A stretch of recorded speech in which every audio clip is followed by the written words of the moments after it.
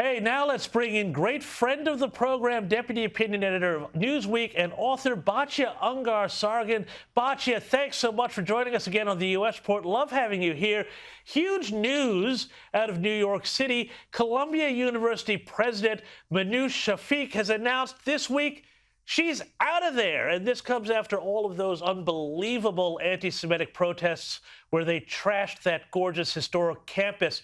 Batya, is this a rare win for the good guys, or will somebody worse wind up taking her place in this once storied Ivy League institution?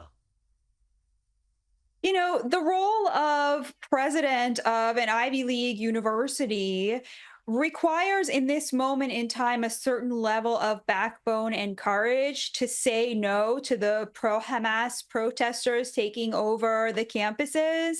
And unfortunately, it's really hard to imagine anybody who sort of came up through the university system and got the qualifications that would make them a candidate for this job, having the kind of backbone that's necessary right now. I honestly do not envy anybody who takes on that job, because if they do it well, they will be subject to the scorn of their peers and social ostracization. And if they do it poorly, they will be the result of the hemorrhaging of donations into that university. It's a sort of lose-lose, especially for our universities, which are institutions mired in cowardice. And so I don't feel very hopeful about the future of especially elite education in the United States these days.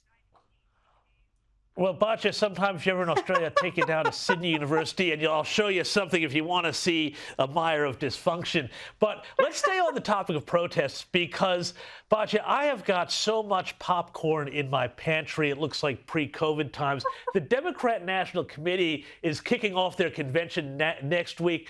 And there is going to be a big test, I think, for the Chicago police, with the convention set to attract a huge number of protesters about everything from Israel to reproductive rights to God knows what else. And we saw a little taste of this yesterday when pro-Palestinian protesters stormed into a Democratic Party after-party event in New York and set off smoke bombs. Let's have a look at this here.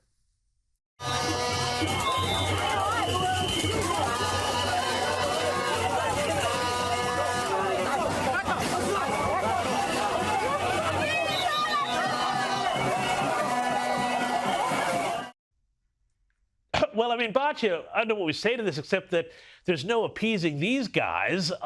Do you think that this is all going to kick off at the Democrat convention? And is there any way that the Democrats could ever be far left enough on Israel to wind up appeasing them? My hope is that my fellow Americans who disagree with me on Israel will show up in Chicago and peacefully make their case. But I do not think that that is what is going to happen, James. And the reason for that is because right now we're seeing the intersectional left kind of break apart. You have a lot of people who are sort of Black activists seeing in Kamala Harris a historic first, a potential Black female president, and wanting that to go off smoothly and sort of quietly taking the Palestinian flag out of their bios. And meanwhile, what that leaves is the real diehards in the pro-Palestine, pro-Hamas camp. And so it seems to me what we're seeing in that video is the sort of hardcore, not in it to persuade the masses, in it to be higher, holier than thou, to wield power, etc., who have no interest in actually influencing policy, but just want to make their statement in the most aggressive, most violent way possible. And I fear that's what we're going to see at the DNC, because the people who would have said, look, let's do it in a way that we can convince the people in our party to change policy when it comes to Israel, those people are going to be inside the convention, and the protesters are going to be left outside with their most extreme version. Yeah, and I mean, these people are all wreckers. They're not there to build, as you suggest. But I want to also ask you, while I've got you, One of the other things, of course, the big thing, people care more about cost of living, I think, than anything else in this election. And I've been fascinated here, by the way, that the Harris campaign has been trying to tack in that direction. First we had them steal Donald Trump's policy on taxing tips, but now we've seen, I guess you could almost call it a left-wing populist position of trying to, cap grocery prices, which I think has been a pretty big disaster everywhere else that's been tried.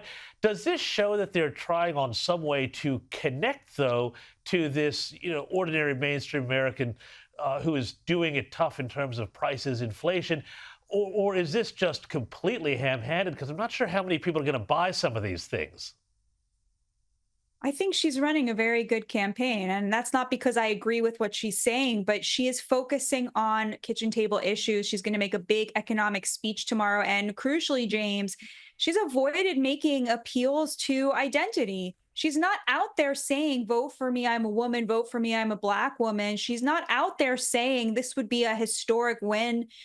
She's out there talking about the middle class. And while I don't necessarily think that she's the best person to improve the fortunes of the middle class, it's clear that the Democrats have gotten the message that they're in trouble with working class voters and that they're taking that message seriously to the best of their abilities. I think, the choice of Tim Walz was a sort of misstep, but in that direction, right? Tim Walz is, a white working class person out of central casting. He looks the part. Of course, his policies are radical left, right? If you get down to what he actually does when he's in power, he is a progressive. He's a far leftist. He believes in all of the woke nonsense that average working class Americans, average rural Americans reject with every fiber of their being.